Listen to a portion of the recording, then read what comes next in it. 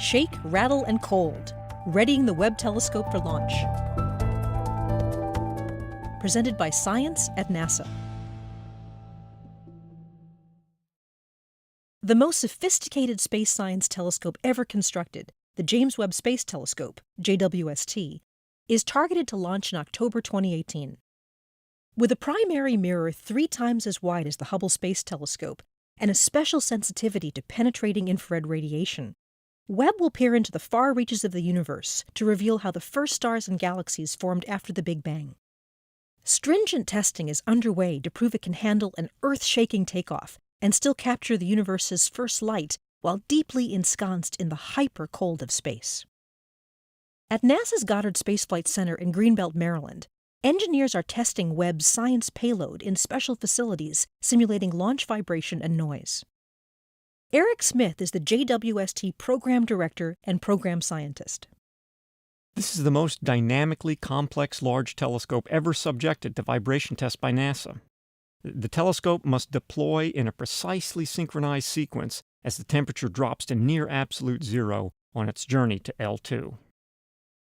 Webb has many interconnected parts of different stiffnesses. All those parts, including the folded, stowed instruments and mirrors, have to survive launch at room temperature. These elements must then all come together seamlessly in the extreme cold to form perfect optical images. All materials change shape as they cool.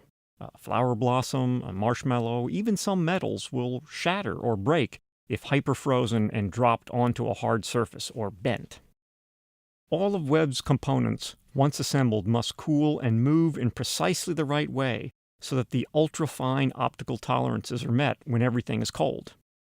Think of being able to repeatedly parallel park your car and know the position of your back bumper to within the 1/10 of a diameter of a human hair. That's how accurate we must be in knowing the position of our mirror surfaces. To make this happen, Webb was vibration tested at Goddard, and it will undergo cryogenic testing at Johnson Space Center in Houston, Texas. Cryogenic testing involves taking the entire telescope and instrument package to a temperature of approximately 40 degrees above absolute zero. That's a very chilly -388 degrees Fahrenheit, -198 degrees Celsius, and making sure its components work as predicted. The science instruments, mirror segments, and mirror-based structure were cold-tested previously. At Johnson, the whole assembly, instrument module plus mirrors, will be cryogenically tested together for the first time. Upon proving it's up to cold snuff, Webb's science section will travel to a Northrop Grumman facility in Redondo Beach, California, for attachment to the spacecraft bus and sunshield.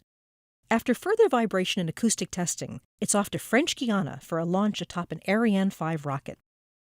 Seeing our hopes realized in intricate and awe-inspiring hardware is thrilling. Of course, the ultimate goal of the mission is not the hardware itself, but the knowledge it will return. We're just now beginning to once again reach out to the science research community for their ideas of what to observe with Webb, and that is the most exciting part by far. For more news about NASA's next great space telescope, stay tuned to science.nasa.gov.